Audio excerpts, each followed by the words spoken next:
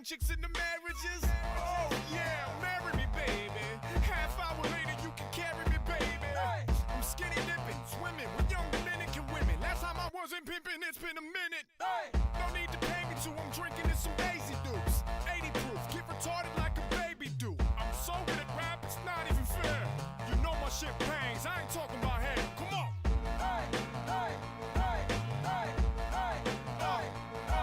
Three smoking hot chicks and a couple of babes. Call me the mailman, how I come every day. If you ain't feeling my shit, it's completely understandable. I'm beyond rap, homie, I'm speaking animal. Think about leaving, they calling me bro. Finish a bottle and I'm good to go. No, you're all lame and I'm not even bold. So, untouchable, I'm in the zone. Fall back, dibby-dip, what you call that? Hit the dick, better lick to the ball sack. Bring a kid to the kid and I'm on that. Alright, Hogan. They all are my new shit, thugs and their students. Girl, I'm a cowboy, baby, I'm a nuisance. I'm a problem. Tell me that you love me. You can be your model, it don't matter if you chubby. Tickle, tickle, on my ways in the middle. Give me trouble, big girls, they make me feel so little. Take your clothes off, we're streaking in my kitchen. Hunting, fishing, fucking, kissing.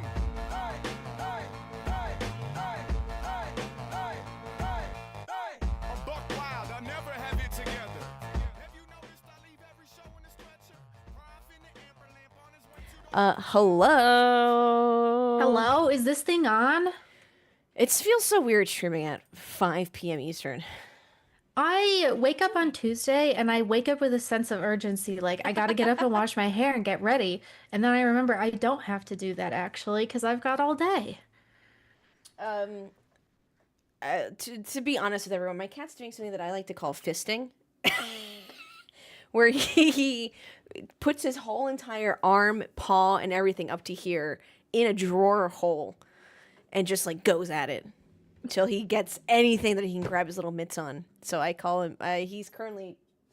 Is there room for suggestion on the term? Yeah, sure. We can workshop it right now if you guys like. Okay. I think it's just, when I send a picture, it's very, like, he's clearly just... I know exactly what he's doing, but I just feel like fisting is probably... Okay, probably, if people maybe. can raw dog flights now, I think my cat is allowed to fist. What do you think, Pumpy?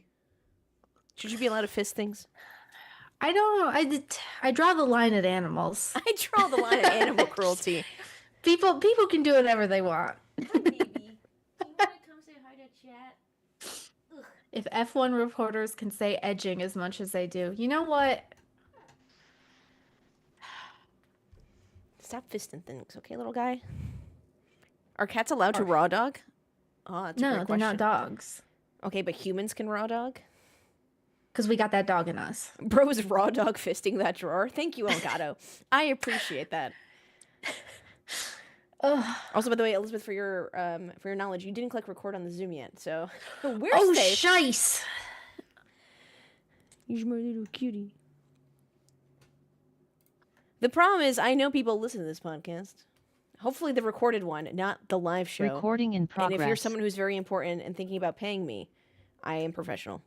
Thank you for reminding me. It's been a day. This is what happened. I'm out of my routine. If I'm not hitting record at like 10 a.m. in the morning, I'm not doing anything. He just fell off the desk trying to fist a drawer. I'm telling you, that's what it should be called. He's just so aggressive about it, and I feel like that's the only terminology. We can't call it punching? Like, we can't... Boring. Bopping? Bop in the drawer? Yeah. I don't know. Maybe it's What do fine. they We call did it? record the first one. Noodling. Have you seen catfish noodling? Yes, I have. It could be noodling. Yeah, but he's not going after anything specific. He's just hoping to find. He's rummaging and hoping to find something to bring him closer to God. You know. That's kind of what people are doing with the catfish. I mean, they're hoping for a fish, but if they stumble on something else, I don't think they're gonna complain. Oh no, the pod won't have a fisting discussion. Sadly. Hello, everyone. Oh, there's so many folks in here. Hi. Hi, besties. So glad you guys can make it. Hopefully you all had a good Tuesday. This is one of the longest weeks. What are you doing? Can you stop being so aggressive about this? Go talk to your father.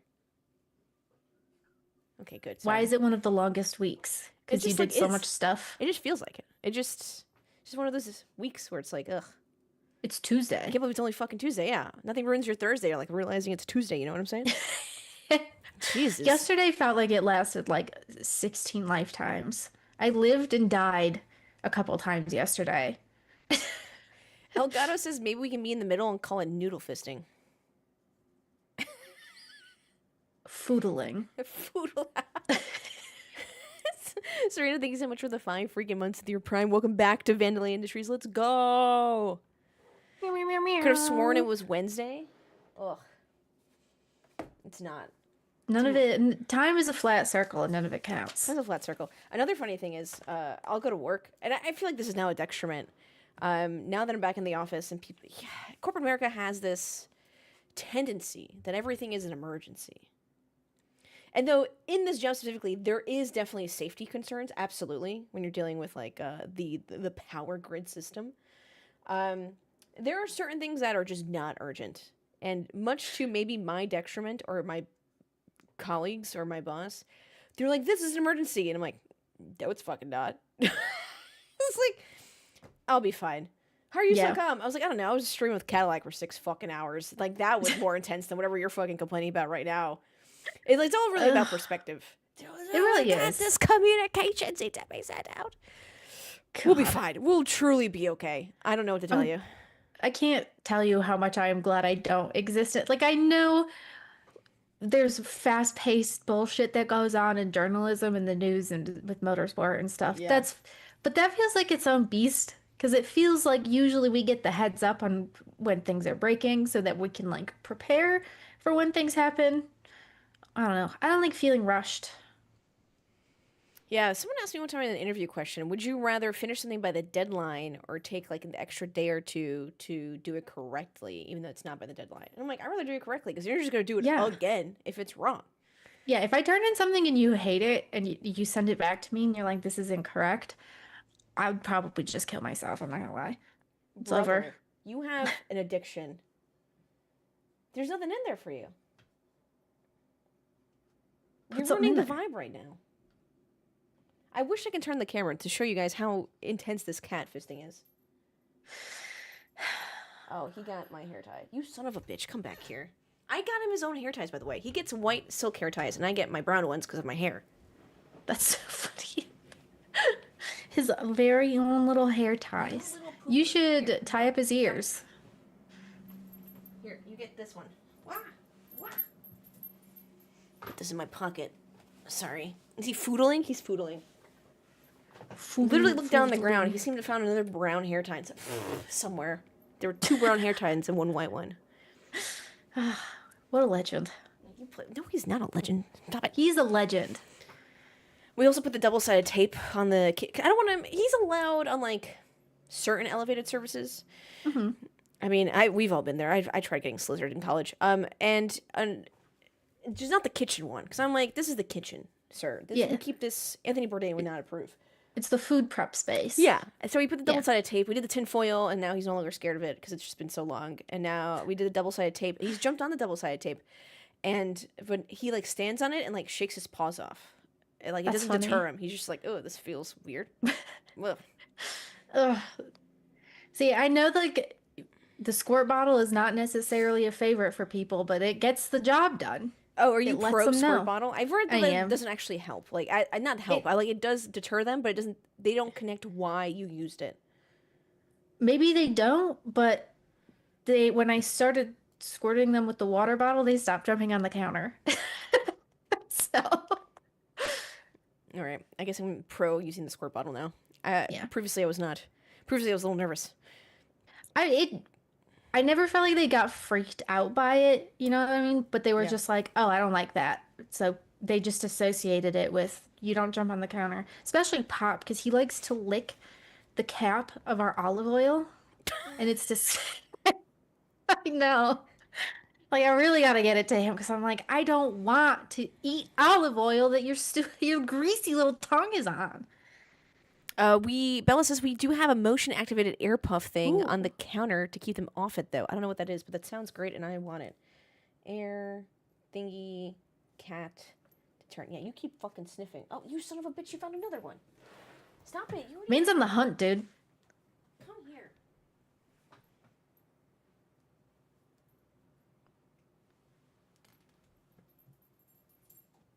Put this other one in my pocket. Sorry. All right, chat. I am currently rearing my child.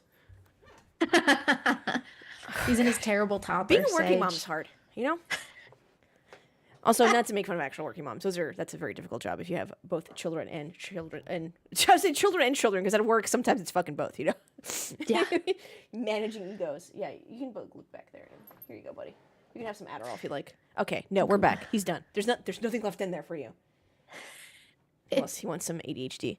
Honestly, the refill canisters are so expensive, so we just never refilled it. It just makes a noise like it's going to puff, which does the trick. That's so funny. That is funny. Pumpernickel's just doing early fall cleaning. Cute. I don't believe that. He did eat something off my desk during my meeting, and it was really crunchy, and I don't know what it was because I didn't have any food on here. So I'm just waiting for him to yak it up. I hate that I couldn't so catch it out of much. his mouth fast enough before he swallowed it. Yeah, what are you eating? It's gone. Over.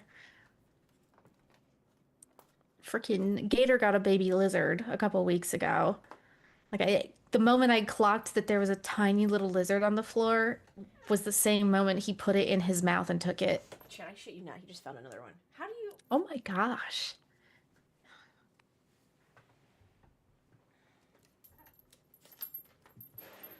Look at this pot. Let's make sure there's no more in there. Don't show him. Chat, I have this pocket full of... He just found all of these. Okay, I think we can start out. I think we're safe. I think we can officially... officially begin with my 6 hair ties in my fucking pocket. You're loaded. You're ready to go. I'm hair tie rich. I'm maximizing hair tie shareholder value. I've done a stakeholder analysis, and I really think the hair ties. They're winning. They're winners. Pumpy's a stakeholder, and he's really pro hair tie, so it's working out for all of us combined. Chat, I hope you had a great Tuesday. Let's start the Elizabeth and Ash show. What episode is this? 62? Was it 62? Heck yeah. Can you believe we've done this 62 times? That's crazy. Elizabeth, you're just so obsessed with these, so I don't blame you, you know? Just kidding, chat. It's Listen. really the other way around. I was like, Elizabeth, please do this podcast with me. I'm cool, I promise. The crazy part, again, Chris was like, you should do a thing with AshVandelay. You should do a thing with her. You should do a podcast with her. And then you messaged me about it, and he was like, see, you should have. And now this poor sucker's got to edit all our yapping. He's got to listen to it Yup. twice. Be careful what you wish for. Thank you, chap. Let's start about Formula Un. We had the Italian Grand Prix, and what an Italian Grand Prix it was. Max Verstappen had a weekend to remember, which was pole to victory. That's a great turnaround from 2024, which the team considered to be one of its worst races last year.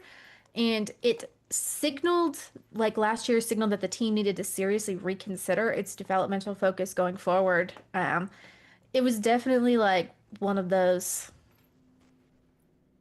I don't know. It was definitely a problem last year that they realized we need to fix. They brought a smaller wing for the weekend, so it did a lot to help.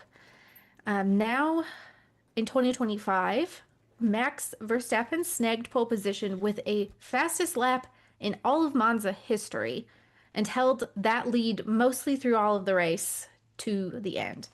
At turn 1, there was a little kerfuffle at the start of the race where he cut the chicane and then had to cede the position that he gained, even though he didn't gain a position, to Lando Norris, but he was able to get it back again.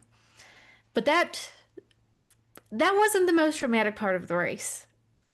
The McLaren situation, I believe, has been the talking point for a lot of folks, and I am certainly one of those people who had feelings and thoughts that I had to weigh in on. I'm sure a lot of podcasts and other people have talked about it. I don't think it's as big of a deal as we're making it. I just think other things have happened or have not happened. Mm-hmm. But it's also just like one of those annoying things that I'm not used to as an F1 fan. Yeah. Norris was P2 throughout most of the race. Piastri was P3. And then in the final laps, the situation, it's a weird one. Will Joseph, Lando's race engineer, came on the radio and said, hey, we're going to pit. And Lando said, actually, shouldn't we pit the other car first? And they said, yes, stay on the track. We'll do that. They assured Lando that there would be no undercut. But the problem that happened was that Norris had a 4-second slower pit stop because what was it? The Left front wheel left gun. front wheel gun wasn't working. So it took the stop went from being like a, pretty normal to a problem. And when Norris came back out on the racetrack, he was behind Oscar Piastri. They came on the radio and said, "Hello, Oscar. Can you move over? Give this position back." Oscar said, "I thought we said that slow pit stops weren't going to impact this kind of thing," but he moved over nevertheless. I'm not a fan of it, if I'm completely honest. Where do we break this down first? So first I've been seeing people blaming the front wheel gun guy, pit crew member. Oh my God, I've seen some fucking takes on that. I saw someone who was like, imagine only having to work for 3 seconds on a weekend. That's what the tweet I was bringing up, because former Red Bull tire changer / also engineer Callum Nichols retweeted it. They're like, oh, you only work 2 seconds out of the weekend, or 5 seconds out of the weekend because you do 2 cars or whatever, 2 stops. And you get paid $300,000. First of all, what are you talking about? I don't understand. People, some reason, I had this argument on Reddit, which my first mistake. The second mistake is, why do they think they get paid so much? Yeah. No one's getting paid $300,000 at a pit crew level. Pit crews in Formula One, if you are not aware, are making 30 to 40,000 pounds a year. We're talking below minimum wage for us Americans if you were to convert that. It's a lot of work. It's 70+ hour work weeks that they have. 350,000 pounds a year. No, absolutely not. That's absurd. I don't think anyone in Formula One is making that much, unless I was gonna say maybe a team principal. For a maximum of 3-second work shift every 2 weeks. First of all, regardless of who you are, obviously your work shift's not 3 seconds. You're like, oh, I'm exaggerating. Like, no, they get there early, and then they have other duties besides being the pit crew. Yes. They do a bunch of other stuff. Part of what they do. Formula One teams are limited, I believe, to 50 personnel who are able to work on the car in a weekend. Okay? 50 personnel. We're talking mechanics who also do double duty as the pit crew. There are certain people who are doing both of those things. So they are showing up on Wednesday, unpacking the car, setting up the garage, putting things together. And again, they're setting up the garage. They're setting up the hospitality units. They're setting up all of these things around. Like, it's not just working on the race car. They're erecting a small village and tearing it down again in the span of 5 days. You also help where you can, right? Like, even when I was with Red Bull, it was just like, everyone's helping to pack up. Like, it's not just like, oh, you're a content creator, you don't do anything. Be like, no, we all want to get home, and if we all work together, we're all leaving this track faster. So everyone's helping. Everyone's like, carry bags, like, move this. Like, sure, they're, to your point, they're primarily focused on the garage. But if someone's like, hey, can you carry this to so-and-so because, like, you have a second or whatever, they're like, yes. Or as soon as someone's done with something, they go help them. Yes, exactly. It is a team effort. So there is no 3-second work day. These people have, I guarantee you, the folks got to the track. I don't know when curfew lifted for when they were allowed to start working on the cars, but from that exact moment in time, they are already at the track and ready to go, so that when the FIA can crack open the seal and you're legally allowed to work on your cars before the race, or at least just like get them prepped, they are there doing that from like 8 a.m. until the race starts at like 3 p.m. local.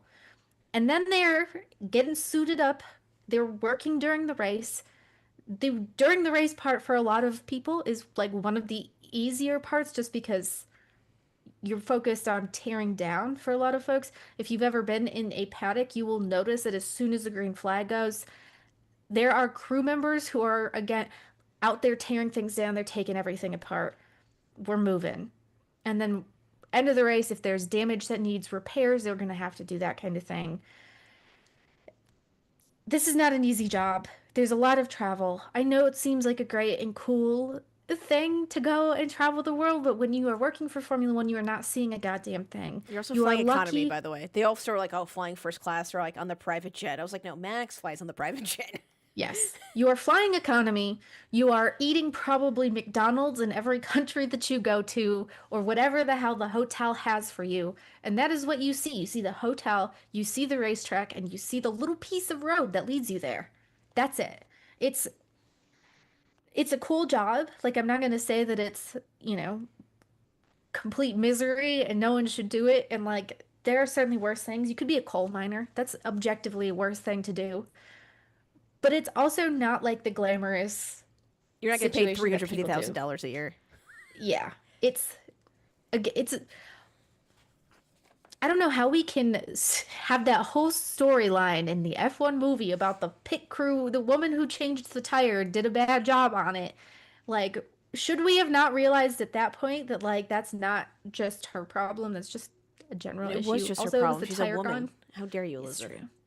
That's true. Maybe they should just stop hiring women. Maybe they should just stop hiring British people. I was late to work, and I was like, I can't believe we fought for the right to work. I know. As I go and vote for our primary elections.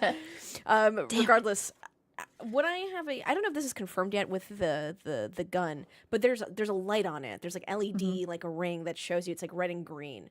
And it looked like when he took the gun, when he took it off the wheel, it was just like blinking the colors. Usually it's solid, so he maybe thought maybe it did show green for the guy who was doing it. So he's like, "Oh, we're good," and then it was blinking, and then he had to like show it, and then the other guy behind him had to show him like, "No, you weren't done. Like, keep going." And this is not like this is not sabotage, right? I think Correct. Red Bull had a wiring loom issue. Yes. And theirs this year.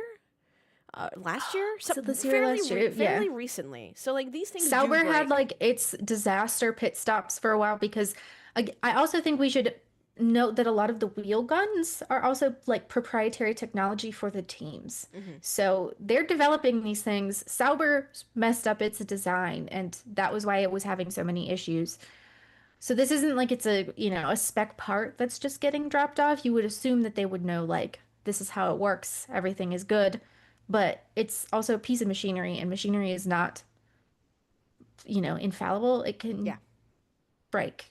These things can happen. It's unfortunate, and it shouldn't. Like, you don't want it to, but it will. It does. The Sauber wheel nut saga was hilarious. Yeah. It's also funny to watch them handle the wheel guns with such care. Like, but then you see IndyCar and NASCAR, they're just chucking them. They're like, "Fuck this," and F1's like, "Oh no," they're like on a little like wire, so they get retracted, and it's like nothing breaks the ground. It was like, oh, that's so funny. Oh, the Red Bull issue was was this year at Bahrain. Okay, yeah, they had a It felt like so long ago. It really did. I was like, oh yeah, definitely last year. I misspoke. So all of this to say that Yes. I think what ticked me off the most about the team orders was that Piastri says, "I thought we talked about that this wouldn't be the case Yeah. in such a thing." That's the first thing. And I'm like, Yes. oh, there seems to be a misunderstanding of the rules here at a very dire moment. It's the thing that I distinguished.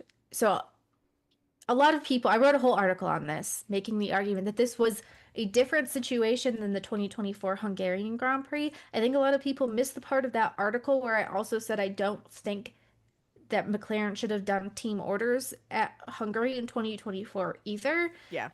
I didn't think that was right. I think as a team, they need to own their screw-ups. And I think what is happening is that they are shrugging the burden of that onto their drivers. And the drivers are now kind of the ones to answer for it. That's the part that I think is so frustrating to me. I understand team culture is important, and both drivers talked about this in the press conference after the race. They said they want to preserve the culture. They said that they have a commitment to the team personnel who get them to the track every weekend. And if the team tells them to do that, they do something, they respond for the team.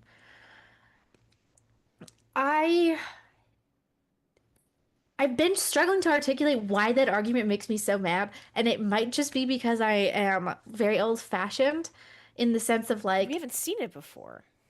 but It's such the like a team scale. the team championship was not the original intention of Formula One. And I know that we've evolved as a society, and so we should also these things come into consideration, but it feels strange that what the team is asking the drivers to do is go against their good sense as a driver and kind of bend a knee for the team. If you had this happen with Max Verstappen is ruthless. What do you mean? It did happen with Max. They're like, switch your check out. And he's like, no, we didn't talk about this beforehand. Exactly. Exactly.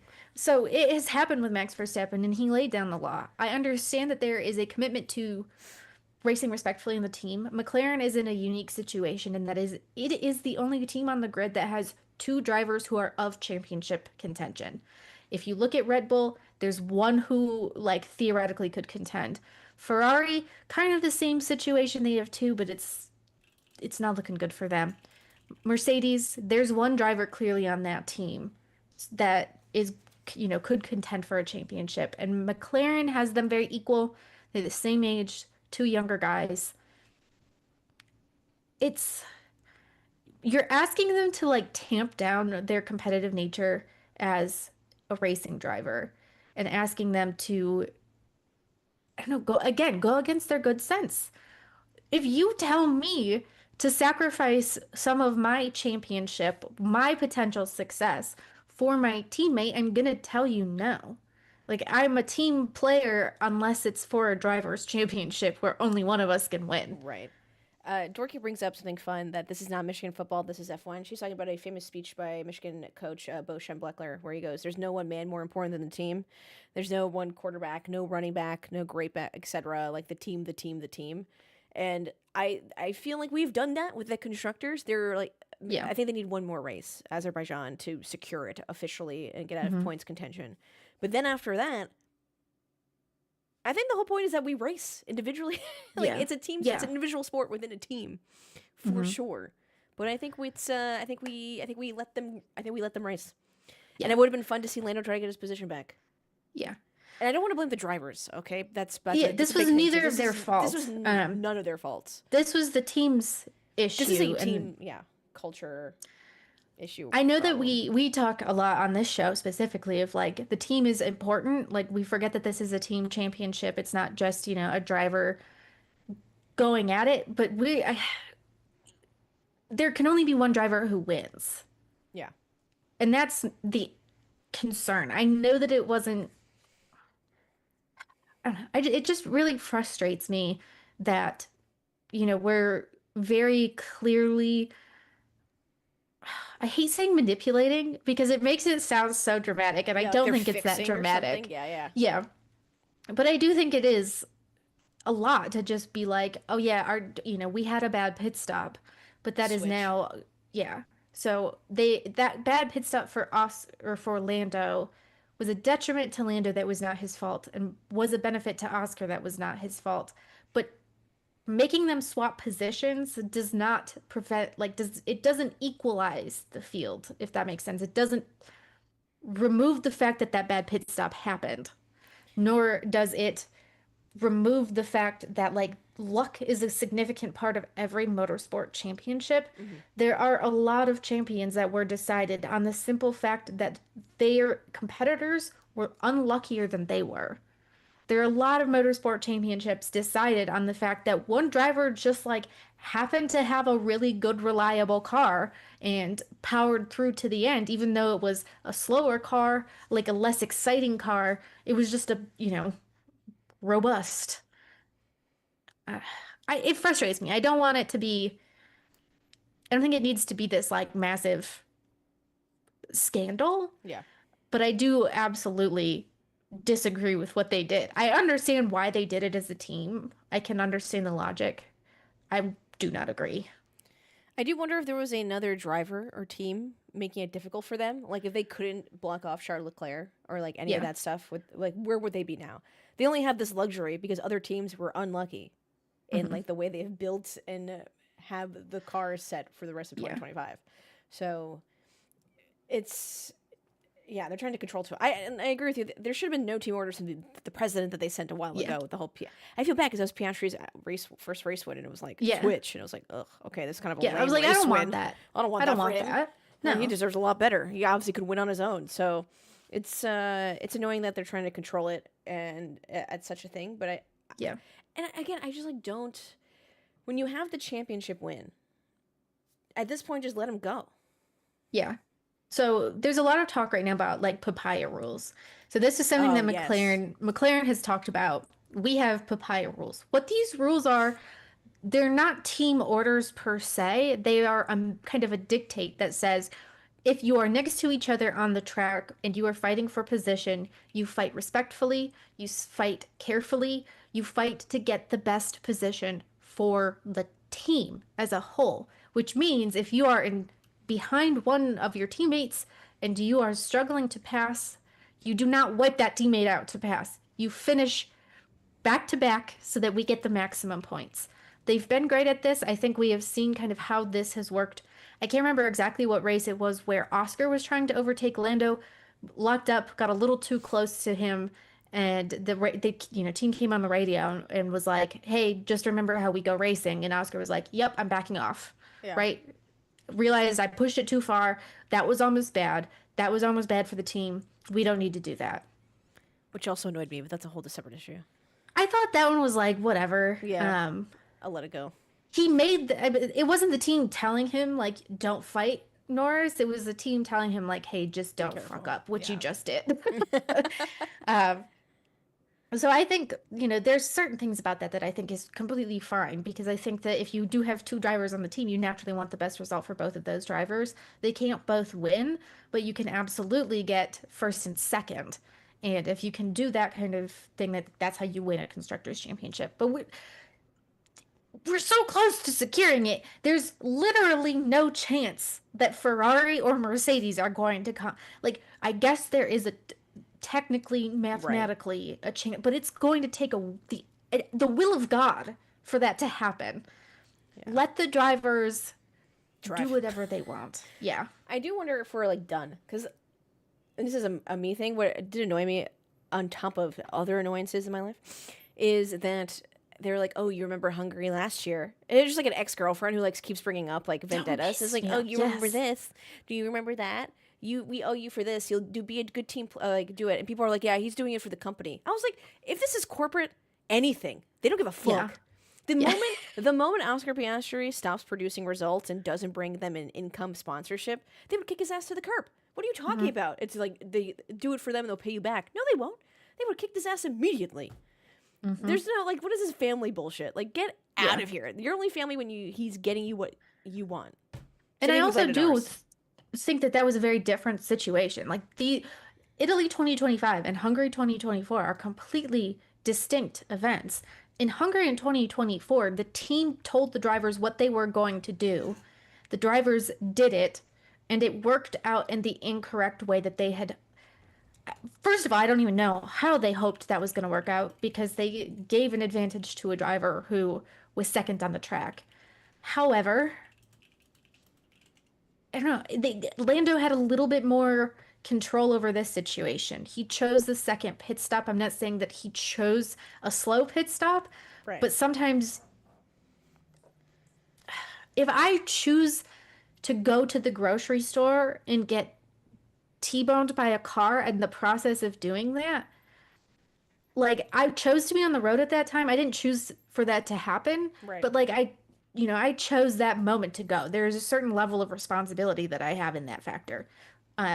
It's the same thing here, where Lando did make this choice. He picked this. Shit happens. It happens. We don't need to bend over backwards as a team to make everything right, because this is a sport that is inherently unfair. Yeah, with all the variables and other control. Yeah. Yeah. You can't do anything about that. What if next week we have a problem where you've got Oscar Piastri has a slow pit stop and suddenly Lando decides, actually, now that we've balanced the scales, I don't want to have to do anything. Or I'm lower in the championship. Or maybe we have a similar situation and Oscar says, well, I have the right to be first because I have the right as the championship leader. There's no real distinction on where this will draw the line, and the drivers were very unclear about that after the race. Andrea Stella, McLaren's team principal, was equally. They asked him. A lot of people asked him questions about this, and he wouldn't specifically pin down where he would draw the line. I don't think the team knows. I think they're kind of feeling it out. I have a lot of respect for the way that they run the team because I think it is producing, as we've seen, phenomenal results. And to have two drivers who are championship worthy is phenomenal. But they clearly, how do you, there has to be a breaking point. You can't keep doing this to the end of the year. Only one of these guys is going to win. And it's going to get more and more obvious every race that comes. Does that man have more shenanigans? Sorry, he stuck his head through the blinds, and he was like, "How do I get out of this?" My God. And I was like, "Wow, I only wonder how you get out of this." Magic. There you go, buddy. Okay, sorry, guys. They don't know. Yeah, they truly. Yeah, I just don't like it. I don't know. Yeah. I'm sure everything's gonna be fine. I'm not. Okay, that's true. I also feel You could at what point they're clearly gonna tell have that to both- choose. They will have to choose at some point, and you could tell that both drivers were like simmering in the press conference. They were both like cheerful, but you know when they like answer, sometimes you get that sense of like Oscar Piastri does not have a poker face, and I respect No. that because neither do I. So they're asking. He's like, Yeah, he was like, they asked him about his radio message where, swap, and he said, no, actually, we discussed this. They're like, what is your reaction? Why did you swap after that? And he was just like, I can't, I think the radio says it all. yeah, we're never gonna get that. So yeah, I hopefully maybe it's done. That's essentially what I'm hoping for. Like I get it why they did it. They said tit for tat, whatever. Played for the team. Okay, great. Can we stop now? Also, I feel like we've missed a show. Like we could have seen an overtake, maybe. Yeah. At the end of the race, we could have seen some just like McLaren fighting. I don't know. I feel like we're missing out on that potential. Maybe we don't want Lewis Nico fights, but I do.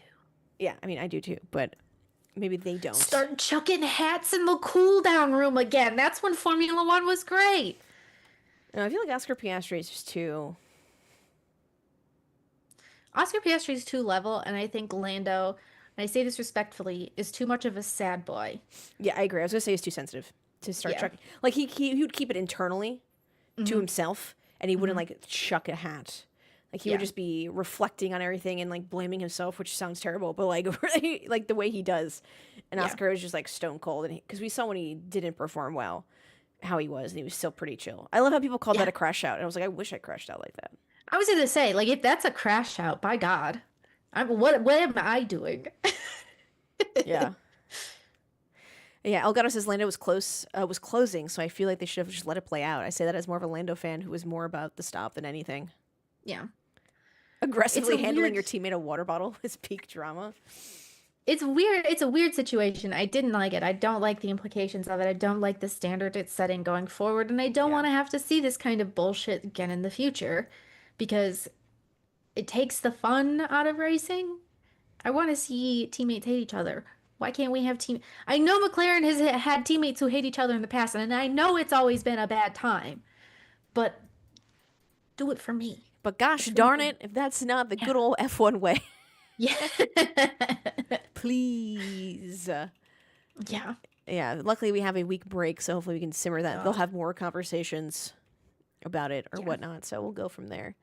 Up next in our notes, and I bless whoever wrote this, whether it's you or Chap. It's not easy being green, unless you're Gabriel Bortoletto. Yeah. Nico Hulkenberg retired after the formation lap with a hydraulic issue. Fernando Alonso had to retire with suspension failures. Lance Stroll finished, but he was P18 last on the track, one lap down, and I'm not even kidding, literally had nothing to say in the press conference. As in, he was asked a question and he did not answer. And then they asked him the question again, and he did not answer. And then they asked it a third time, and he said, I don't have an answer. So this is great. Follows off of last week where he walked off in the middle of a question. He is making a lot of friends right now in the press pen. What is his beef?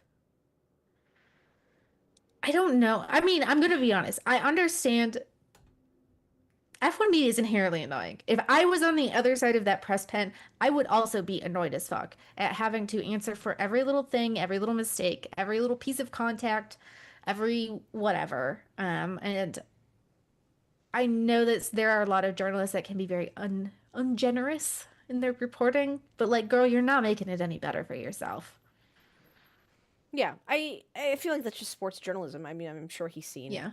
how every sport has had to deal with the consequences of their poor performance, and you just kind of deal with the questions as they come in. But there should be mutual respect, and you just like don't talk to that reporter, give them the short answer. Yeah. But it seems like every Yeah, single you're time we're not- talking about Lance Stroll, it's just he's not giving anything at any race. There is indeed a running joke in the media pen of how long Lance talks and how short we can get his post-race interviews. And sometimes you can ask 5 questions and he will give 5 answers, and then 36 seconds later, the interview is over. But yeah, we had Gabriel Bortoleto. He had a start from P6, so he qualified incredibly well. He finished P8, which, again, another very promising weekend. Last weekend out in Zandvoort wasn't the best, but brought it back.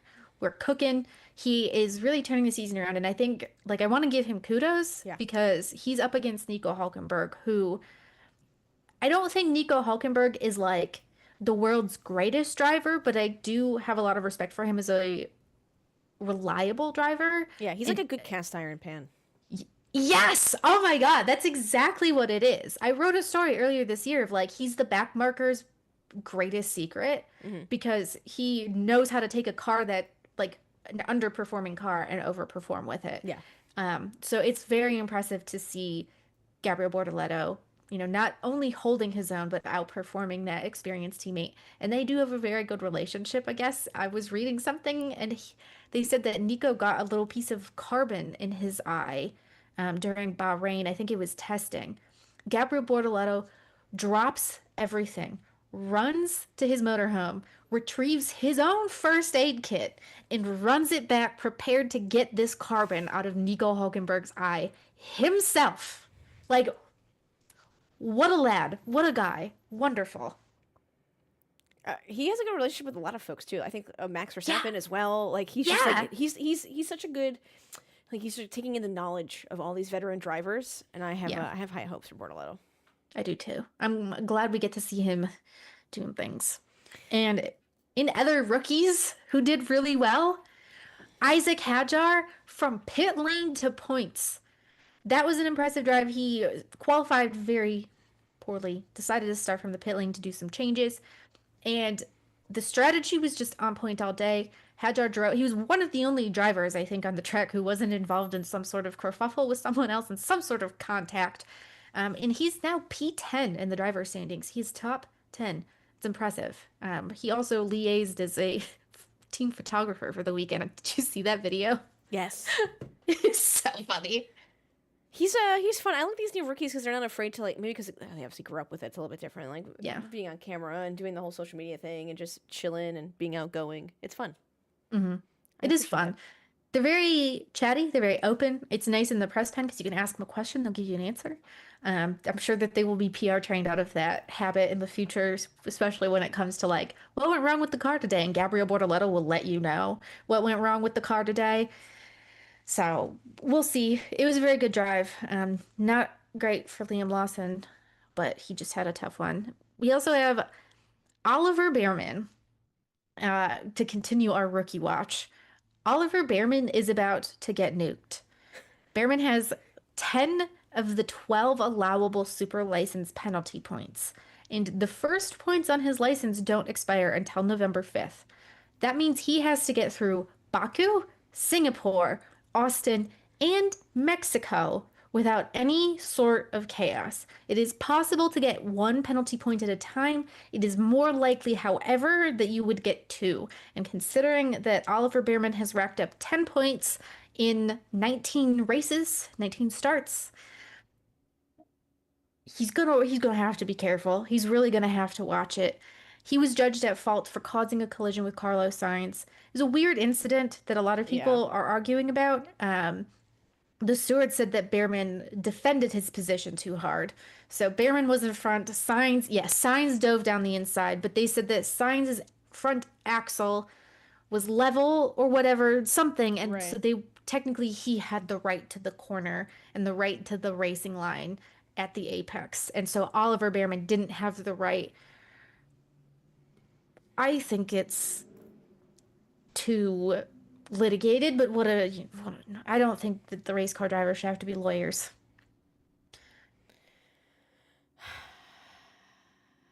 That one guy says based on prior rulings, it was Behrman's fault. That being said, those rulings are stupid.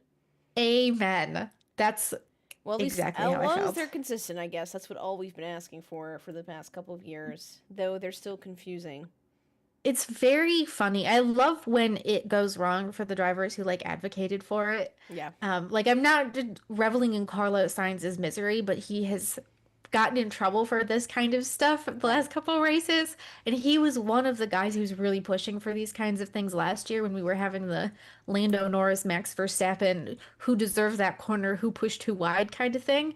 And he was one of those guys who was like, yeah, let's define it like this, and here we go. Here we are. Going back to you mentioned the Max Lando thing, but even like here, right? Like I think Yeah. someone was about to be penalized. They swapped places. Max got it back, and Yeah.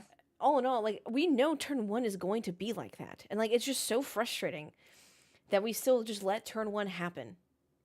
Why don't we get rid of that chicane? I've been asking this all weekend. They talked, I think in 2020, they were discussing getting rid of that first chicane, and then you would go all the way down for that first turn, and it would have been speedy and cool. And they didn't do that because COVID happened, and then we all just like forgot about it, I guess. We just don't ever talk about that again.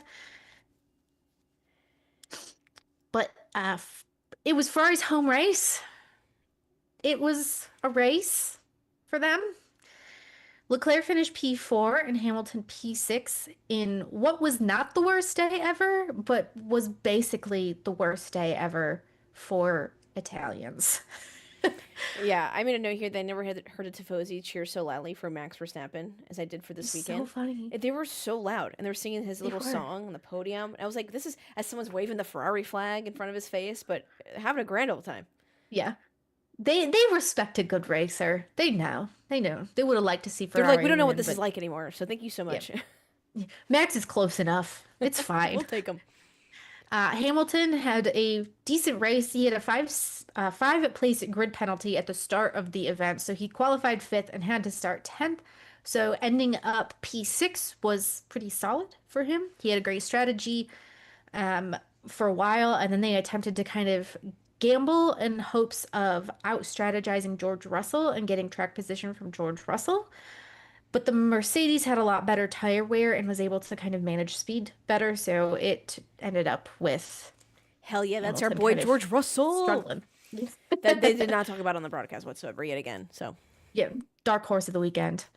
But that is still remains one of Ferrari's best finishes of the year when you take into consideration both of the drivers and where they finished. Not the best, but one of. So it's also pretty solid. Pirelli's 500th GP, which they like offhandedly Holy maybe crap. mentioned or like showed. I was wondering what all.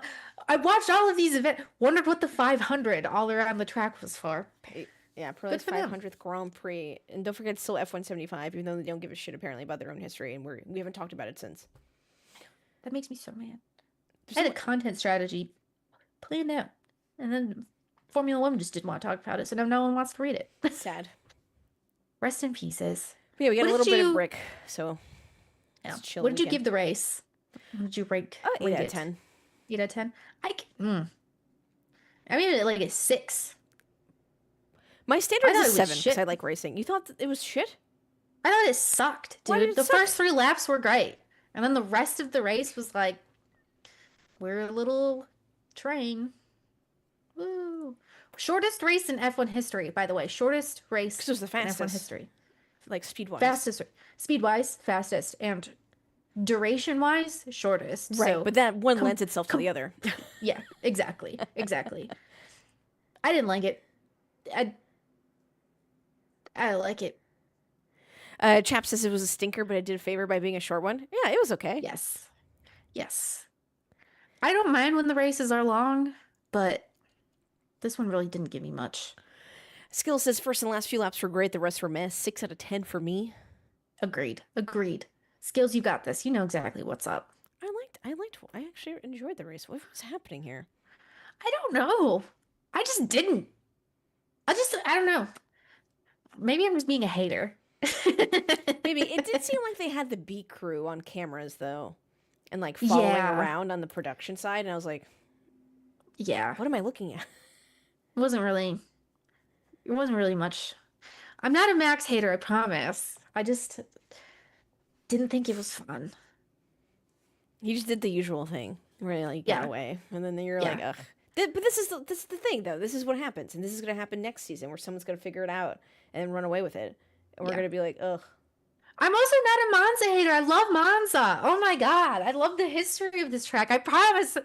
It was just the quality of the racing. I think these cars are bad. Yeah, everyone. Oh, have we talked about Domenicali's comments? That's been reported on by many a reputable journalist, that he was directly quoted, as he said out loud, about, he did not say that we should, he didn't say anything about like we're doing shorter races. He said something along the lines of like Gen Z might prefer shorter races because of their attention span. And this has been a thing in sports for a long time. Where was I going with this? What were we talking beforehand? Oh, Monza history. Yeah. Short races. Elizabeth is a chat painter. That doesn't make any sense. They're literally one room apart. Yeah, that's a whole thing, but sorry. It goes back to like blah blah blah, like we need to make more interesting races, potentially sprints every weekend was something else he suggested. By the way, time's a flat circle. Bernie Ecclestone said crazy shit too. And we all just ignored him, and we all just let that go into the wind. You know, when you see a crazy guy and you cross the street, that's what we have to do now. Okay, we just let Stefano Domenicali just talk to himself, shaking as he walks down the street, and we're going to cross it, okay? But also, this inherently is a car problem that we talk about time and time again. They're like, oh, why is there no overtaking? Car problem. Why are tire strategies? Well, because one, we talked about this 100 times. The drivers wanted these kinds of tires, and two, car problem. Three, aerodynamic efficiencies. Why is there so much dirty air? Car problem. Like, this is a car problem. We can't fit in Monaco. The car's too big. Can't do this. Car problem. But like somehow we're blaming everything else to like fix the car problem. And I think he's just getting us ready, priming us, because there's a car problem next year that we haven't seen yet that he might have. And he's like, how do we fix this already? Because this is not going to be good. Yeah. I have PTSD about this whole situation, honestly. For yesterday. Boomer telling us all what we want and how they're going to fix the problem that they caused. Color me shocked. Yeah. I wrote an article about this. Formula One didn't really like it because they're currently saying that Stefano Domenicali, they're really pushing back on what he said. Elizabeth got in trouble. I did get in trouble for reporting on something that someone else reported on.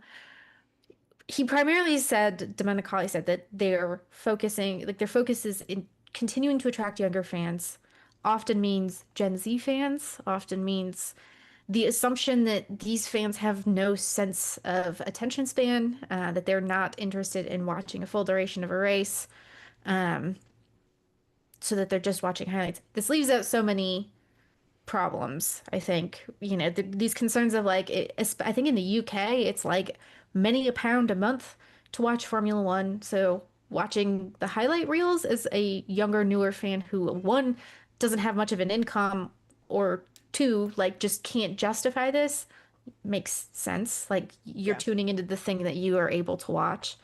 I don't think that necessarily needs to justify anything. And my argument was ultimately that if you're looking at changing race like events with an eye to spectacle, is generally a misguided thing. NASCAR, I love you, NASCAR, but have the playoffs, stages, and overtime really done anything for the quality of the product that we're seeing on the track? Or was it just so that the highlight reels look spicier? Don't do that, Formula One. Yeah, and I don't think they plan to. Yeah. I think he was just talking out loud. But I really think I mentioned this to you yesterday when we were talking on the phone that Zach Brown was on a podcast talking about IMSA.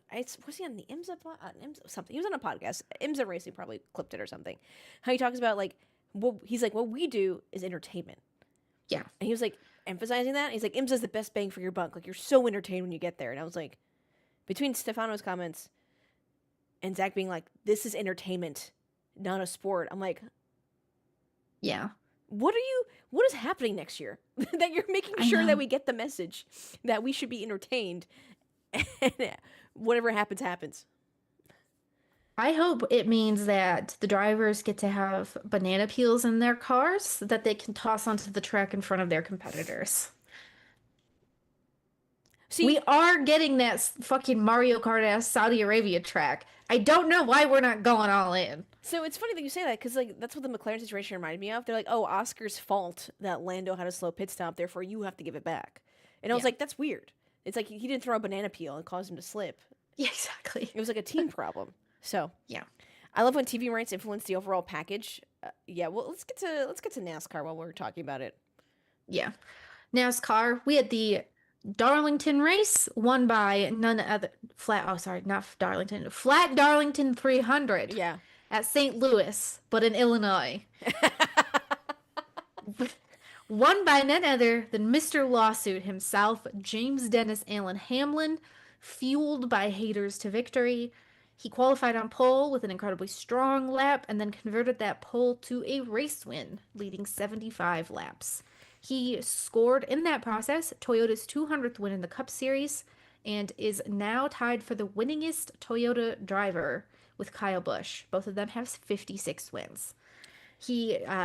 Hamlin is now also one victory short of tying Kevin Harvick for 10th all-time wins. So he has said that his intention is to hit 60 wins by the end of this year. He acknowledged in his post-race press conference that he has a 2-year contract at Joe Gibbs Racing, and that's going to be his final contract. So he has 70 more races to go, plenty of time to get up there. And on his podcast said, and I quote, "I just want to fucking win races and beat the shit out of everyone else every chance I get." Amen, brother. That's the kind of mentality I enjoy. I also appreciate that he just takes in the booze. Whether that affects him privately, I don't know. But like in public, he's pretty good with like just dealing with it and playing into it. It's just so well done, and I really appreciate that. That's so fun. I like it. It's entertaining. Antagonistic. Good racer and entertaining off the track without doing any like gimmicks on the track. Yeah. I liked his comments about like, are you getting on the bandwagon yet? Like, so funny. It was good stuff. There was a lot of cautions. We had 10 different cautions for 52 laps. So that really threw a monkey wrench into things strategy-wise. The 3 drivers that had 50 plus laps led were really able to take advantage of that strategy. Joey Logano and his crew were like on top of it. And the weather was a significant factor because the track temperatures were 50 degrees lower than they thought they were going to be based on, or like when the tire test occurred that they did there. So the tires did fine. It was good. We had a much longer section, but I've trimmed this. But we now have, dropped this in here. Here's the playoffs situation as things stand. We have Denny Hamlin and Chase Briscoe locked in with wins. Down at below the cut line, Austin Dillon, Shane Van Gisbergen, Alex Bowman, and Josh Berry, all guys who had a very terrible weekend at Gateway. And kind of bordering the cut line, Austin Cindric, Ross Chastain, Joey Logano, and Chase Elliott. A lot of guys, again, we had like our second weekend in a row where the playoff guys, most of them really got screwed up. There's 14 points separating 5th through 9th in the standings right now, so it's a very tight battle. Anyone who is 9th through 12th in the points is not safe. They need to win to survive effectively. So they are going to be racing hard, hoping to keep going. It'll be good. It'll be good. They've had some chaos. And we also had the New Way 200 sauced by Blues Hog Xfinity race. Just like this podcast. I'm going to message them. Can you just Blue Talk, can you Just sauce sponsor me? one episode, yeah. Come on, sauce us, baby. Let's go. It was certainly a race. It was the regular season finale for the Xfinity series, so it was some amount of important. 6 cautions for 42 of 160 laps, including an 11-car accident on a restart when Sheldon Creed had issues. It was so stupid. But Connor Zilisch got his 9th win of the season and claimed his first NASCAR regular season championship in the process. Justin Allgaier was his only primary competition and was murdered in the big one, the big freaking 11-car thing that happened. That makes Connor Zilisch the winningest rookie in the history of the Xfinity Series. He's now chasing Kyle Busch's record of 13 wins in a single season. So he's at 9. Can he get to 13? I think so, honestly. He's the 3rd Xfinity driver to win 4 consecutive races. Sam Ard did that in 1983 and Noah Gragson in 1922. And this stat blew my mind, and Chris went and dug this out. Since breaking his back at Texas earlier this year, Connor Zilisch has an average finishing position of 1.93. He has 14 consecutive top 5 finishes. He broke his back and then came back to the sport and has proceeded to put on a clinic for the rest of everyone who's there. So he did almost hit a guy, though, doing his burnout after the race. So that wasn't good. I don't know why. It's almost... If only we had a motorized flying camera that we could send out there instead of a man. It was so close. And so many people talked about it, too, afterwards. We're tweeting about it. Yeah. Like, we can't be doing this, guys. Yeah. It's got to be, like, we have to find a solution. We have drones for this reason. We can pipe in audio from around the track. We can make this happen. We don't have to sacrifice a man for this. Yeah, it's gonna be the casual. We're gonna wait till someone gets hurt to stop. Yeah, I hate that that's a thing motorsport does. Unfortunately. Yeah. But Connor Zilisch supremacy, people are gonna get bored, Elizabeth. That's all right, because Connor Zilisch is a pretty neat dude. His dad's pretty cool too. Is he? I don't know much about this boy other than he showed up and he's kicking everyone's ass, and I appreciate that. And Francisco, so you're saying put the cameraman on the flying drone? Yes! Drone him in. You can dangle him from a helicopter, like a pendulum. Ooh. Ooh. Ooh. Just make it more and more dangerous. Yeah. They almost had 1 million viewers head-to-head with the nation of college football. People love that little guy. Yeah, that's impressive as well. Almost cracked a spicy meal, so good on him. Good on him. Yeah, football did start. People have been seeing a decline in viewership because of football. That usually happens. There's like an 8% to 10% drop. It's crazy. Dang. How much people love football in the United States. Couldn't be me. Couldn't be. Oh, it is me. So we also had the World Endurance Championship race in Austin, Texas, round 6 out of 8, which is the only United States track on the FIA WEC calendar. Elizabeth here has noted that turnout was good. TV said 60K race day, but it certainly looked like more like 60K weekend total. I think Sportscar 365 recently reported today, a couple hours ago, they said 66 something was the official count. Either way, a great number for WEC in Texas. Yes. This is the second year back after leaving after 2020. Yeah, so it's Lone Star Le Mans. Very fun race. It is, honestly, unfortunately, the worst time of year, so I did not go because it is generally it's hot as balls, but this weekend it rained a lot, and the interpretation of the weather radar that the teams were doing was kind of hilarious. The way that they it rained and then they were like, we're gonna go, great, we're gonna go, we got this, and I'm like, Chris is like, there's more rain coming, we're not done, this is still gonna happen. The French can't read weather. The funniest part was because I have Cadillac in my ear, right? So I was able to do the Cadillac watch along again, which I'm really grateful for. And Like, Cadillac's telling me stuff, but then you're hearing on the broadcast, like, someone's telling Robert Kubica and Ferrari, of course, one thing. Someone's telling the GT3 something else. Rain in 5 minutes. Rain in 20. Don't worry about it. We're going green. It's raining. I don't know. Like, I was like, what is happening here? Can't one person just tell you guys what's happening? Can race control not get their shit together? And No. it's interesting what they let go. Like, what they did. I'm not, like, shitting on race control, because I love that race control director. He's so funny. And he's pretty good. But it's interesting that they let it happen, because you saw so many slips and slides, like Sebastian Bourdais and number 7. I forgot who's number 7, the Toyota of the hypercars, but everyone was slipping and sliding, especially in Dakota when you have like peaks and valleys, essentially like a roller coaster type feel. So water does tend to pool up at the bottom of some of the hills and stuff like that, or like after they crest. So it gets really frustrating. They were spinning like a top. It was weird. Yeah. Luckily, no one got hurt. Knock on wood. Yeah. Which you never want to see. I think only like 2 cars hit the wall. Nothing like crazy hard. Everyone's okay. But it was just crazy. They were just like spinning. And I was like, you need to stop this race. The fans demanded a sacrifice. You must do it for the Texas fans sitting in those grandstands.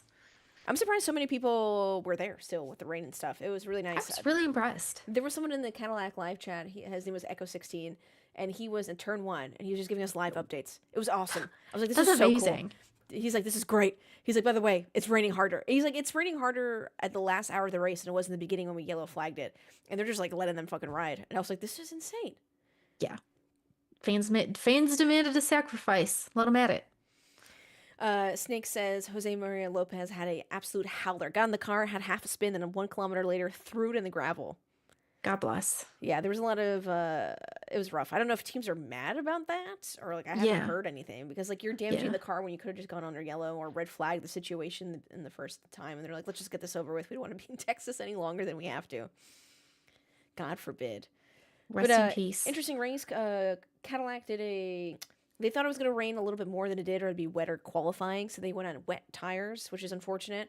They were the only ones, I think, to do so. It didn't pay off for them. It wasn't wet to use it. By the time they switched to slicks, they couldn't get their tires warm enough, and they qualified P15 and P16. But they got up to P6 and P8. And I can't say this in the chat because I'm a professional, and we love Cadillac, and everyone... Thank you for rooting for Cadillac Racing. We appreciate all the fans that we can get. Not because we need them, but like we appreciate you being there and hanging out. But you dumb fucks are like, they should have won the race. What are you talking about? Be happy. They went to P6, P8. Do you know who was at the end? You had like Kevin Estra. You had Robert Kubica closing. You had all the ringers who had qualified like hyperpole doing on their ideal strategy. I was just like, what is happening? They made the most out of the situation. Sometimes you just gotta kind of be happy out of the shitty situation. And Earl Bamber drove that car like insane. Alex Lynn, Sebastian Bourdais, everyone's just being such little babies in the chat, but I can't say that because I'm being a paid professional. But I can say it here. And I was like, you guys should be so proud. You should be like, we should get P1. And I get it. We all want to win. We all want to be on podium. But you should be so proud what they extracted out of a race like that. Yeah. Because imagine if they got pole. Yeah, we would have just been like fucking 60 laps ahead by the time. It was ridiculous. I'm so annoyed. They're like, oh, maybe next race will be better. This was such good racing, especially when you have the onboards on the Cadillac live stream. It's so cool to see like Jensen Button being like, fuck you, like fuck you, like making up time. And I was like, ugh, you guys are such whiny babies. You're witnessing greatness right now. It was fun. Not that part. It was good racing. It was Kevin Estra took that Porsche Penske home for a victory. He had a Peugeotium too. Yeah, who would have seen that coming? Yeah, I know. Very fun. I'll take it. Peugeot's fun. Yeah, I was like saying Peugeot. Peugeot. I like when the French do all right in racing. Pericles was surprised how many chatters were shitting on Seb. Yeah, they're like, oh, he spun, what a loser. I was like, you fucking go do it. I was like, do you understand who you're speaking to? I know. I was like, you don't understand that. And like, you seeing literally everyone else spin. And it's just like, I don't, the Ferraris, the Porsches, like everyone else is spinning the GT3s and they're like shitting. And like, I feel like people in that chat have to be young because they don't understand the concept of like a team.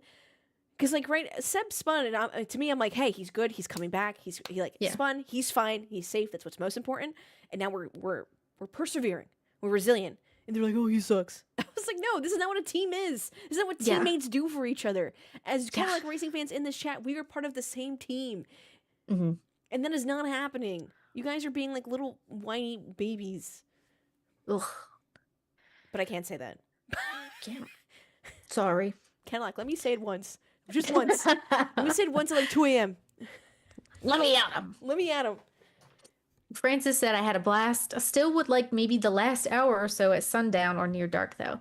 I don't know if you went to Lone Star Le Mans in like 2015, insert question mark here, when it was the IMSA WEC back-to-back doubleheader, and they would do the IMSA race in the day, and then they would do the WEC race at night into the dark. Woof. Oh my God, it was so awesome. It was so much fun. Just sitting up at turn 15, you've been outside all day. Suddenly it's only 80 degrees. There's no sun. Winds are blowing. Winds are blowing. Eating that late night hot dog. Mm-hmm. Mm-hmm. It was so much fun. I had such a blast. If it was at night, I would consider going again. But being outside in the day is a no for me because I'm a little wiener. Up next is Fuji and then Bahrain. So 2 races left of the calendar. September 28th and November 8th. I think that's what it is. That sounds right. The end of September is, and then November 8th, which is crazy that we get like a month off. Everyone, they want everyone to go do hay rides in October. And it has to be like because of like Petit Le Mans and all the other racing series that are happening and stuff like that. Yeah. So yeah, luckily all sports car racing series like to talk to each other and figure that out. But yeah, no, it was good. I always enjoy sports car racing. I don't know how to tell people that more. What, anything else from chat that like annoyed me? No, we had a lot of first timers, which was good. I always like people who ask questions. Nice. That's always fun. They're like, "How does this work?" Blah blah blah. There's some people who ask questions and I answer them, but then they keep asking, and I'm like, "Okay, are you not listening, or like is the volume off?" Like I'm confused what's happening right now. Like, can you just like let me know what's going on here? Yeah. No, but otherwise, always good to work with Cadillac and stuff. I'm so annoyed. They did so well, and chat was being a podium. Ugh, chat, you're killing me. Killing me here. Bunch of Philistines. I just can't wait. Let's get into IndyCar. Even though it is over, the news does not stop. Yeah, I think this is probably like the season ended and then they like dumped all of this news onto our laps. So we've got a lot to discuss here, and I think that's probably going to be it for a little while. Colton Herta announced as Cadillac's official test driver. Yeah. So not reserve test driver. Yeah, you cannot be a reserve driver unless you have a super license, I believe. Colton Herta is also going to compete in Formula 2. They're not sure with what team, but with a team. This is going to give him a chance to kind of adjust to what European open wheel racing demands after doing 6 seasons of American open wheel racing. These worlds are completely different. I don't know how to say that to you folks anymore. Dan Towers talked about how he really wants, Colton wants to get used to Pirelli tires, wants to get, some senses of what the tracks are like, hoping that they will then get enough super license points to bring him into Formula One in the future, perhaps 2027. Did they not say where he's? I swear to God, I thought they said where he was racing in F2. I think they have. I might have just like thought they did and skimmed it. But yeah, they certainly can purchase the. Yeah, exactly. No problem there. Yeah, they're shopping between multiple teams right now, so they have a lot to do. And we also had the great news that Will Power is going to replace Colton Herta at Andretti for 2026.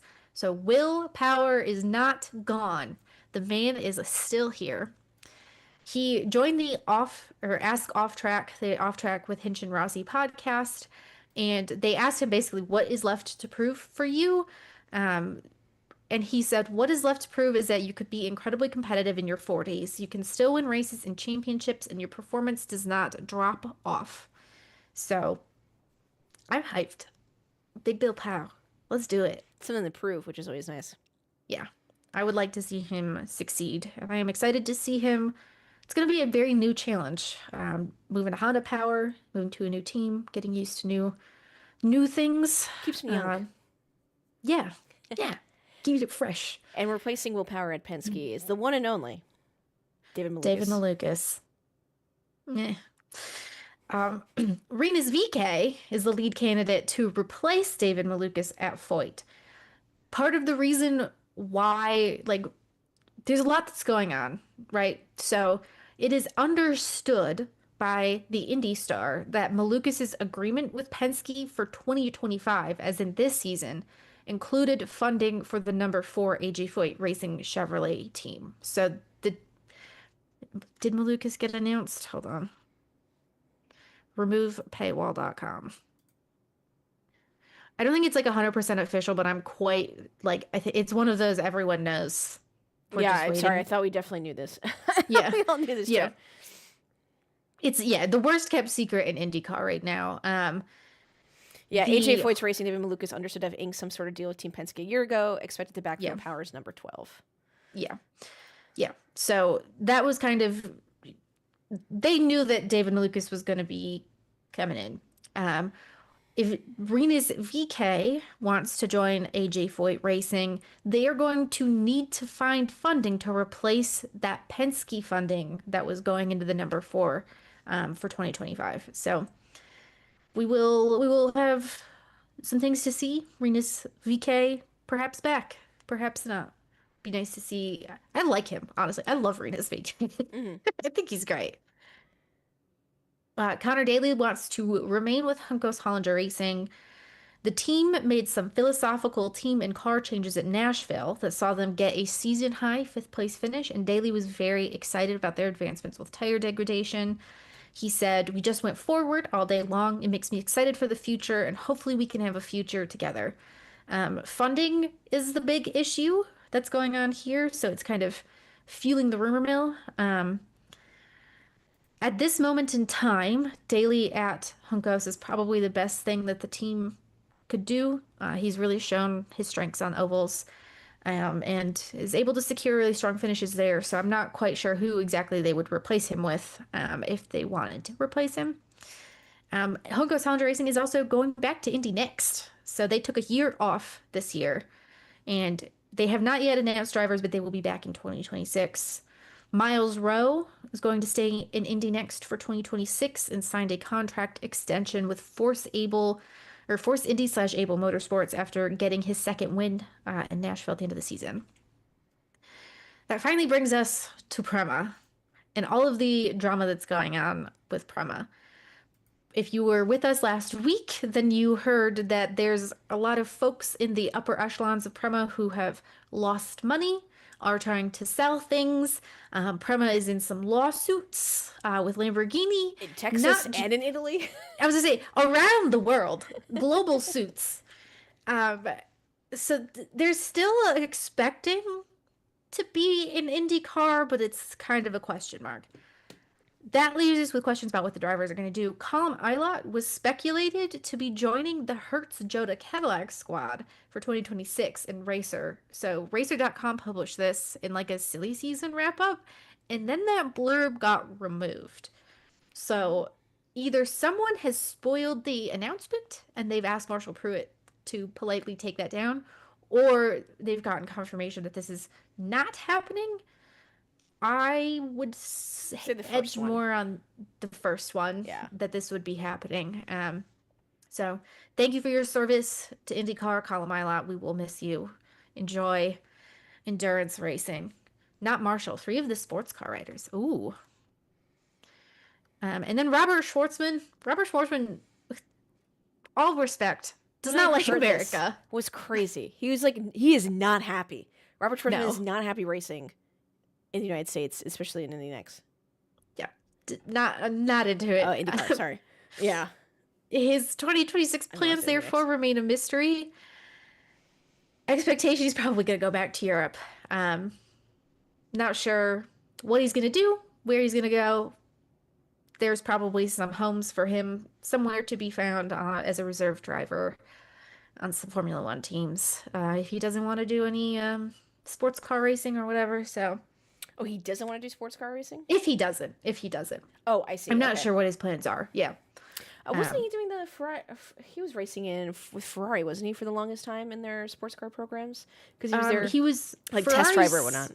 Yeah, he's Ferrari like junior driver, and so he was the It's for reserve GT3 driver racing, for yeah. Sauber and for Ferrari in F1 Got on it. top of doing the GT racing, and I believe also Formula 2. So he was a busy boy. I'm sure he will go back to being a busy boy. Understood. Yes. And to just kind of wrap things up, there's some good news in the motorsport world this weekend. An SCCA driver who was transgender was protested for competing in a women's class, and the SCCA promptly said, "Get fucked." They rejected the competitors' protest, and many event competitors who were competing alongside this person, her name is Kate, they showed up with signs. They turned out to support Kate and her racing, and Kate ended up winning in her class. So that's a nice win. I'm glad that we. May I? Yes. This is the protest description, and I put in the Blue Sky link that Elizabeth found for the story. So it says, rules specific for females. Kate is biologically male, pretending to be female. First of all, suck a dick. Transgender is self-identified choice to behave in genders opposite the sex they were at birth.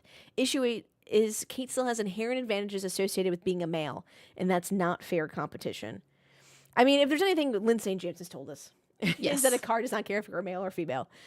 Yes. Also, what are the inherent advantages of being male in a Yeah. car that women do not have, where we do have better reflexes than men? We are lighter than men by weight. Yeah.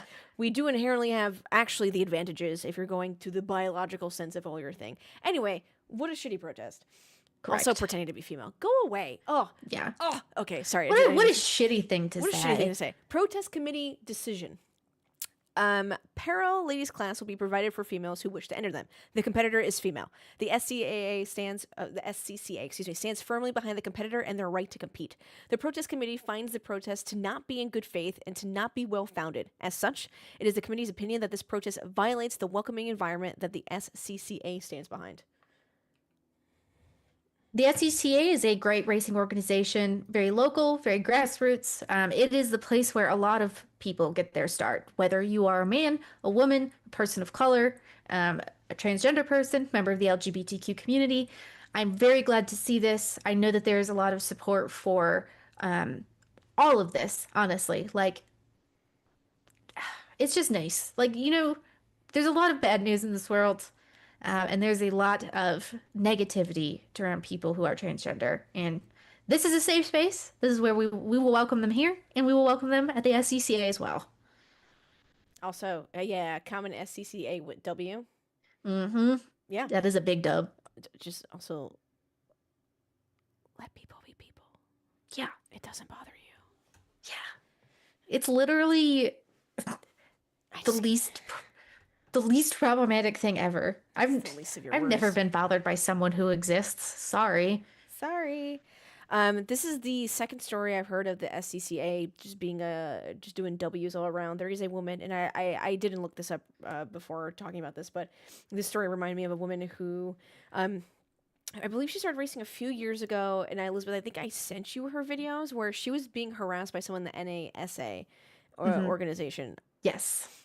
He was like under an anonymous account, but it turns out to be like the director of the West Coast or over. Oh yeah, NSA NorCal. Thank you. Yeah. And he was like harassing her, and like she realized it was him because he was referencing certain discussions they had in like the steward's room in like private about like racing and stuff. So, and apparently they have not been helpful, and like they're like, oh, we'll escalate this, like blah blah blah. And other people have come out with issues around this man who leads NorCal, and they're like, come to the SCCA. Like, come race here. Like, if race this organization, race with us. We'll get it straight away. We're sorry that happened to you. Like, please come here. So that's currently going on. But let's not treat people like shit. Yeah, let's not be bad. This is so not hard. I just don't understand. Hold on, whoops. So there's a woman named Charlie Martin, and she was a British local racer. So she was in kind of like the GT classes, and she transitioned like in the midst of starting her racing career, and the welcome she got when she came back, like it gets me teary-eyed. She was the first racing driver I ever interviewed in my entire career. And it was such an honor to be able to tell her story of like, she just, she was worried about coming back, like they knew who she was previously, but now she is, a new person, looks different, acts different, talks different. And it was like without a thought. It was like she'd never left. That's awesome. Let me see if I can find that story. It was so cool. I love Charlie. I just like in racing this, like you cannot make this argument. Like I do Yeah. not. First of all, you can't make this argument in general, but I don't. That's blue in the face to deal with people. To deal with people who are just arguing against and all this bullshit. Just like there's so much bigger fish to fry than letting people just live their fucking lives. Yeah. Truly, just shut up. If you've got a problem, just don't say anything. It's not impacting you. It's not affecting Yeah, if you you. suck at the sport, just say so. If you got 5th place in a swimming competition, just say so. I don't understand. Something to look forward to this weekend. We do have some racing still. Yes. There's NASCAR at Bristol, and be warned, friends, it is a night race. We have all 4 national series competing this weekend. So racing starts on Thursday because it is a Saturday night race for Cup. So Thursday, Friday, Saturday. There's no Cup on Sunday. Keep that in mind. Pencil that down in your notebooks. Various sports car races around the world. We also have MotoGP, Moto2, Moto3, if that's interest of you. But yeah, various sports car, Intercontinental GT Challenge at Suzuka. We do have World Rally at Chile. Supercars Championship at The Bend. I don't know what that is, but cool. But so many races, including what Elizabeth has mentioned. We do have that all posted in our general motorsports, or in our motorsports schedules calendar. Yes. Marco puts it up every week. NHRA and Maple Grove Raceway as well, if that interests you.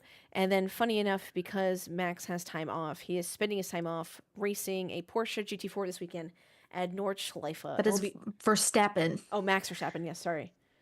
Max Verstappen, racing a Porsche GT4, and he'll be racing a Ferrari GT3 2 weeks after at the same track. So God bless. Be looking for that too. It's gonna be really, really fun. I'm glad that he's enjoying the sports car life. No, he's not gonna go under Franz Herman, but I love that he's like time off, more racing, sim racing. Just I also love that he brought back the pseudonym. Pseudonyms used to be so big in the motorsport world back in the day because you could get away with like doing that and racing under a name and no one would put 2 and 2 together because they didn't see you on social media and see 1,000 photos of your face. So I am glad that he brought it back. I can't remember all of them, but like Jackie Stewart used to race under AN Other. I think Wolfgang von Trips raced under Axel Linsner, which was cool as fuck. Good old days. good old days. Elizabeth, anything from you this weekend? This week? Excuse me. I'm off, dude. I'm fucking gone. I'm on vacation. That vacation I'm just hanging out at home. But I needed a break from doing things, so don't expect much from me. I'm straight chilling. What am I doing this weekend? I don't think anything. If there's no racing on, then I don't want to stream it, and I want to pet my kitty. Exactly. Dude, going to the office and then coming here is hard. I can't imagine. Ugh, it's so different. It's so rough. And no, it's not bad. I'm getting bills paid. I'm very #blessed, but it's it's just different. Balancing it all out. This tough titties. I couldn't say goodbye to my PBs all day. I know. I make Taylor send me photos throughout the day, like a little report card. I do that with Chris when I'm gone, like traveling. Good news Tell me is what they're up to. I can work from home 2 days a week, so I'll be working that's from home nice. Thursday, Friday, which is nice. Hell yeah. We're doing that. That's winning. That's winning. Chat, I'm hungry. It is 6:30 Eastern. I do appreciate you for listening. Elizabeth, I appreciate your time. Remember, support local, including racetracks. Take your meds, touch grass, drink water. Pet a cat or a dog or an animal of your choice with consent of the owner / the animal itself to make yourself happier. Pet a lizard. Lizard. Chat, I'll see you in the Discord. Elizabeth, I'll see you in a second because I'm not hanging up on the Zoom call. And we'll see you guys next week. Bye, everyone. Thanks for tuning in. Bye, everyone. Thanks for tuning in. Thanks for hanging out. Thanks for being here. Oh, Jay Real, thank you for that follow. Carl Drogo. That's a sick name, dude. Thank you so much. Welcome on in, everyone. Thanks for the follows. Woohoo. Bye. Bye. Lizard. Everyone over the Dateline is a hero for showing up. Thank you. Yes. Is that Elizabeth's nickname? Liz Art? There's a bitch that I went to school with when I was like 7, and she used to call me a lizard breath. Pissed me off so bad. Well, you should